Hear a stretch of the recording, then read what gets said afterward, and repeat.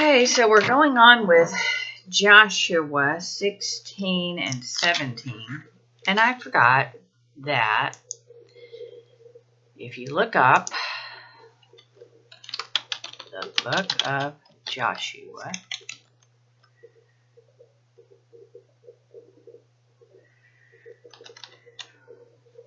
right? This one says Gateway Bibles. It's the first one that comes up. But anyways, and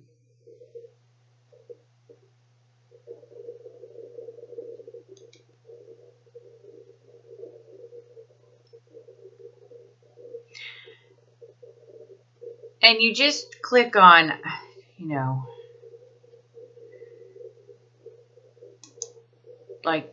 I'm just going to click on this one. It says the book of Joshua is the sixth book of the Bible. It tells the story of Joshua and the Israelites as they marched into Canaan, conquered its inhabitants, and prepared to establish themselves as a nation. It is most famous for its dramatic description of the Battle of Jericho. In Jewish tradition, the book of Joshua is the first of the books of the prophets, although in terms of its literary content, like the book of Samuel and Kings, it is not a book of prophecy but of history.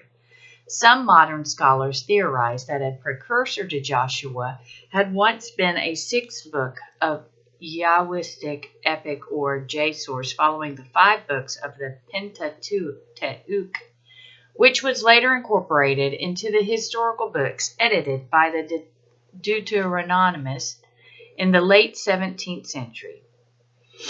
The book of Joshua describes the Israelites under Joshua as decisively winning every battle they fought with the Canaanites, except on rare occasion when a sin had caused God to withdraw his support.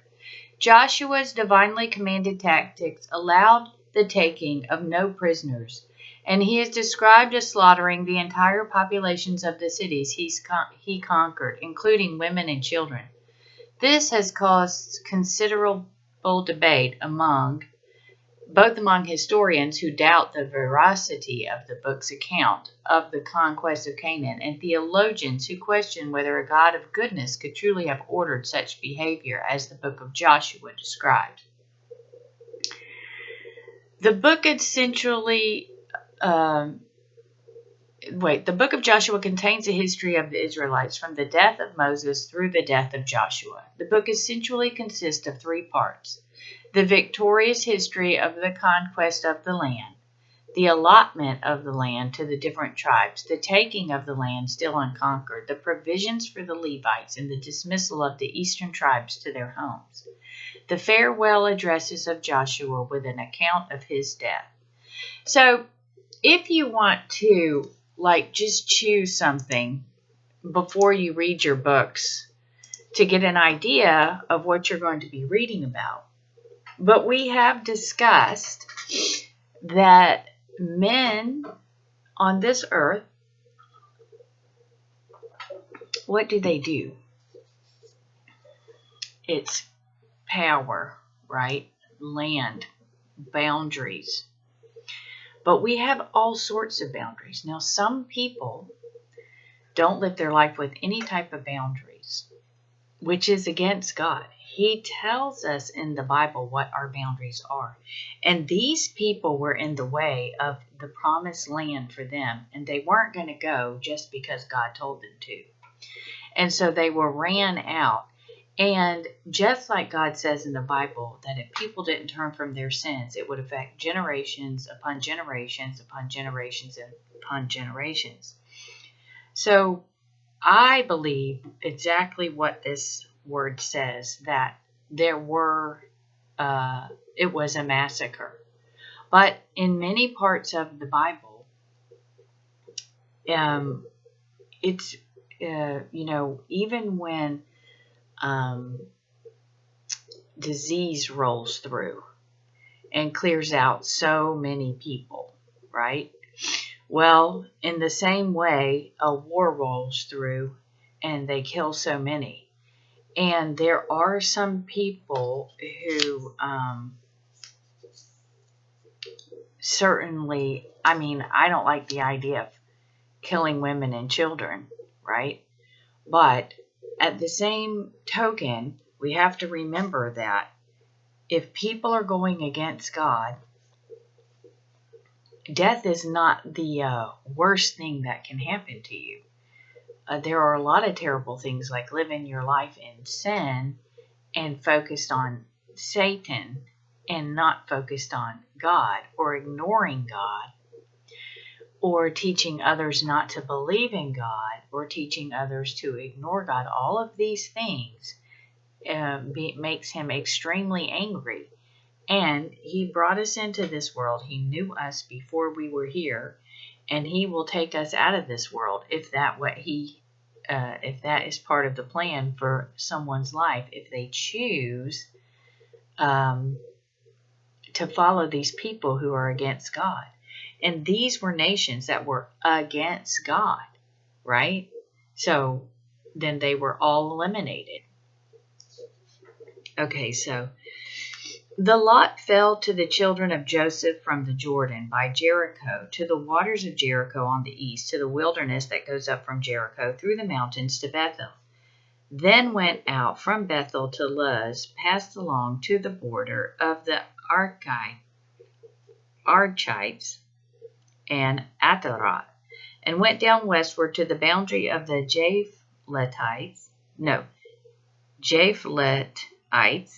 as far as the boundary of Lower Beth Horon to Gezer, and it ended at the sea. So the children of Joseph, Manasseh, and Ephraim took their inheritance. The border of the children of Ephraim, according to their families, was thus. The border of their inheritance on the east side was Adar, as far as Upper Beth Horon, and the border went out toward the sea of the north side of Mikmethath. Then the border went around eastward to Taanath, Shiloh, and passed by it on the east side of Janohah. Then it went down from the Janohah to At-Arath and Nearah, reached to Jericho, and came out at the Jordan. The border went out from Tappuah westward to the brook Cana, and it ended at the sea.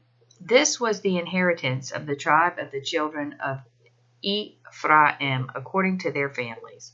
The separate cities for the children of Ephraim were among the inheritance of the children of Manasseh, all the cities with their villages. And they did not drive out the Canaanites who dwelt in Gezer, but Canaanites dwell among the Ephraimites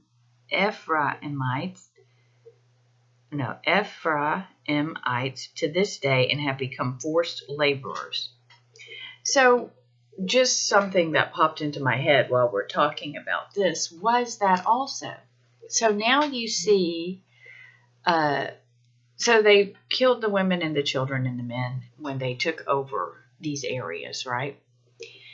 And why also? Well, because God did not want their godless influence on his godly people. He didn't want them living together. Now, the Canaanites were allowed to live together, but then that would mean that that was allowed by God for his reasons. And it was, I'm guessing, because they became Christians themselves, but which back then, of course, was Israel, or children of God. So you see it today, why we make these boundaries, why people are homeschooling, why people aren't letting their children hang out with certain people or watch certain shows, because we don't want that godless influencing or that behavior, or that how those people, and a lot of them do believe in God, they just don't like God. They don't like Jesus. They are going to have it their way. They believe they're in control, and they don't believe in borders, and all of this filth and sex and, control and lies, manipulation, all of these things that we see that are now celebrated, right? Jealousy, and then all this material stuff, right? Everybody wants the big stuff, da da da. That's why we have to have borders surrounding our own families to keep our kids from being influenced by this until we can get them old enough that they can understand the importance of God and not all of these worthless things here on earth, because our life here is very short. So if I'm 53, I probably have 30 years, hopefully to God at least, left on this planet. Because 83 is a ripe old age at this time. As long as you're, following God and being blessed by health. And so all of that is up to God. We have no control over when we're going to die and how long we're going to live.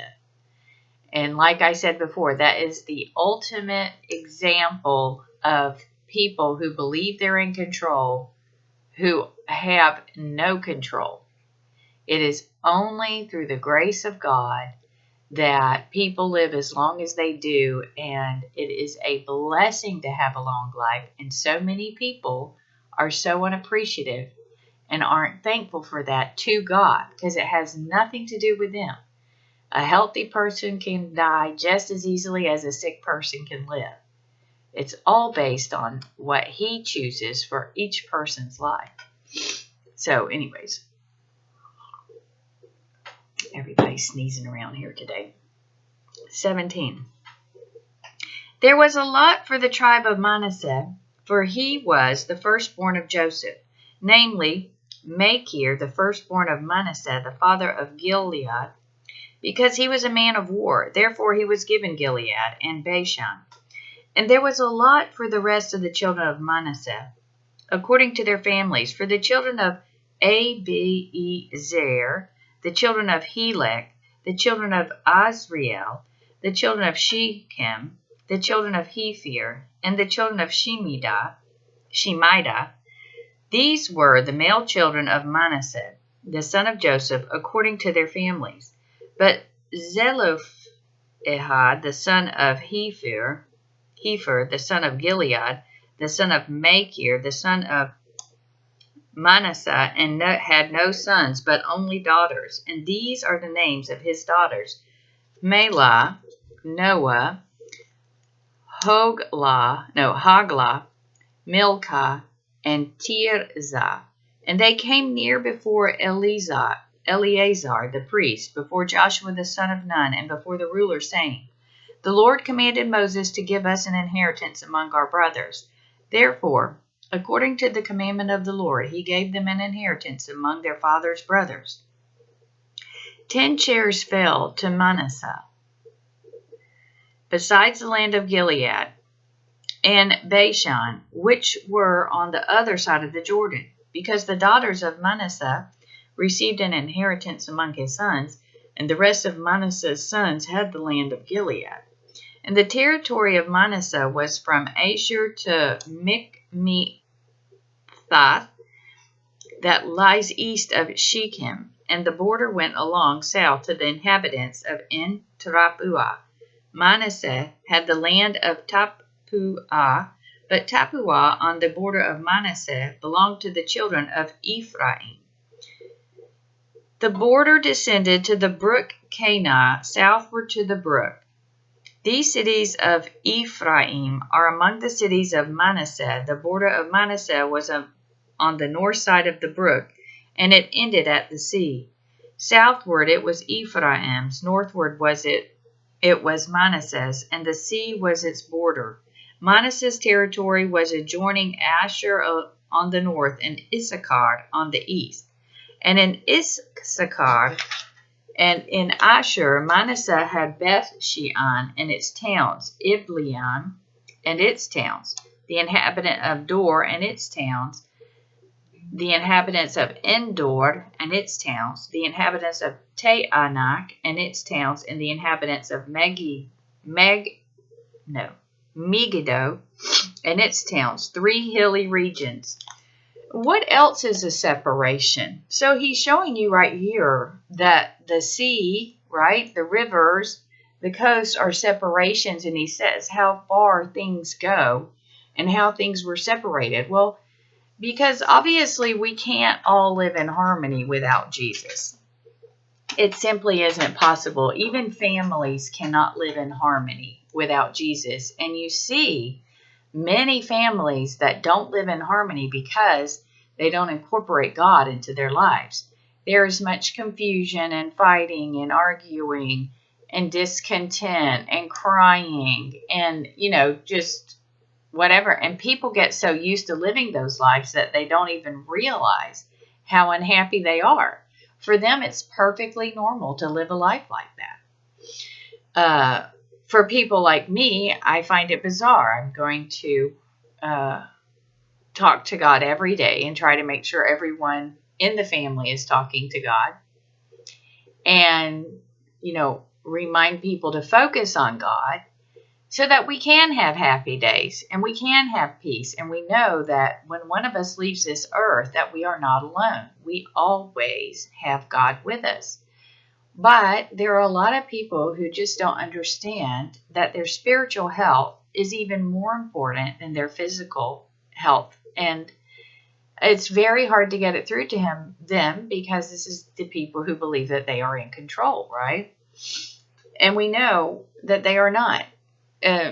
For instance, we just went through this whole corona phase, right? Where they told everyone that if they have their vaccinations and they wear their mask and they stay 10 feet apart and blah, blah, blah, blah, blah. And did they control it? No, of course they didn't. It's still here. It's still making people sick. The vaccinations are not working. The masks are not working. And yet you will still have people say, oh, well, thank goodness I had my vaccination or I probably would have died. And instead of knowing that their vaccination simply doesn't work because a vaccination keeps you from catching something. It doesn't keep you from dying if you catch it anyways. So, it's an amazing thing how people are so convinced so easily, like sheep, as it says in the Bible. And they don't think for themselves. They allow others to think for them. And they certainly don't turn to God. And no matter how many punishments they suffer, so many people refuse to turn to God. And so they live these lives where they get used to unhappiness, which is an unhappy thing for them. In fact, I believe that a lot of people grow to like unhappiness. They grow to like fighting. They grow to enjoy discourse in their homes. And they like to cry. A lot of people have gotten used to this. They like the jealousies. They like these things. If they didn't, I don't think that they would do this every single day.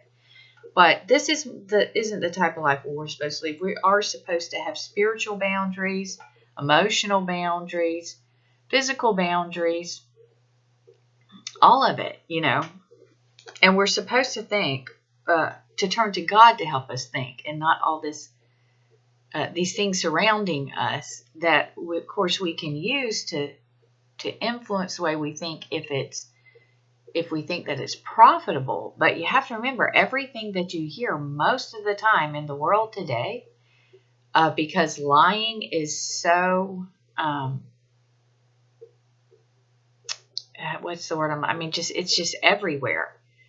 And what annoys me the most about people is that they like to, the grown people that lie, that manipulate, that make up things, will say that the child must be lying. Why do they say this? Because they are liars. You don't accuse others of lying unless unless it's something that you do yourself. I've heard this so many times where adults will say, yes, but children lie. Actually, most of the time it's the adults that lie, and they are the ones that cannot stop themselves from lying or making up stories or manipulating conversations, which they will say that's not a lie. But these are lies, and they can't stop themselves as adults, and yet they will point the finger at little children. Throughout my life, I have seen that the majority of children do not lie. They're not comfortable with lying. They're still close enough to God. There are some, that do. And I do believe that it has a lot to do with their surroundings and with hereditary things. But the majority of the lies come from the adults. Yet the children of Manasseh could not drive out the inhabitants of those cities, but the Canaanites were determined to dwell in that land. And it happened when the children of Israel grew strong that they put the Canaanites to forced labor, but did not utterly drive them out. Then the children of Joseph spoke to Joshua, saying, Why have you given us only one lot and one share to inherit, since we are a great people, inasmuch as the Lord has blessed us until now? So Joshua answered them, If you are a great people, then go up to the forest country and clear a place for yourself there in the land of the Perizzites and the giants, since the mountains of Ephraim are too confined for you. But the children of Joseph said, The mountain country is not enough for us, and all the Canaanites who dwell in the land of the valley have chariots of iron, but those who are of Beth-shean and its towns are those who are of the valley of Jezreel. And Joshua spoke to the house of Joseph, to Ephraim and Manasseh, saying, You are great people and have great power. You shall not have only one lot, but the mountain country shall be yours. Although it is wooded, you shall cut it down, and its farthest extent shall be yours. For you shall drive out the Canaanites, though they have iron chariots, and they are strong. So we're going to stop because that's 21 minutes. Joshua 18. And at 24, it's over. We're very close. And then we go on to the book of Judges. And I hope that I remember to read a little bit of Judges before we started. And that's 21 also. And then we get a little book called Ruth, which is nice to have a break. And then we've got the long book of Samuel. We got 1 Samuel and 2 Samuel. And then we go on to 1 Kings, 2 Kings. And these are very long books. When we get to the Kings, I don't know what the longest book of the Bible is. We should look that up quickly, and then we're going to stop. So this was Joshua 17 and 18. And I hope you have a good day. And I'm going to quickly look up, just out of curiosity, the longest book of the Bible.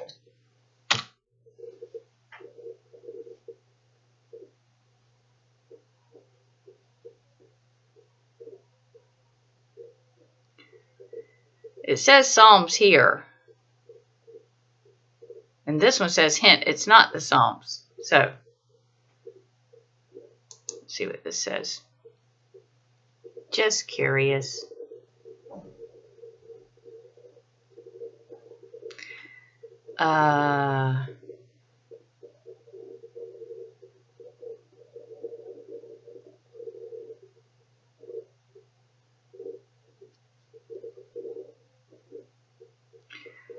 So, looks like, according to this, well, it does look like Psalms. I don't know. Between Psalms and Genesis. Okay, anyways, have a nice day.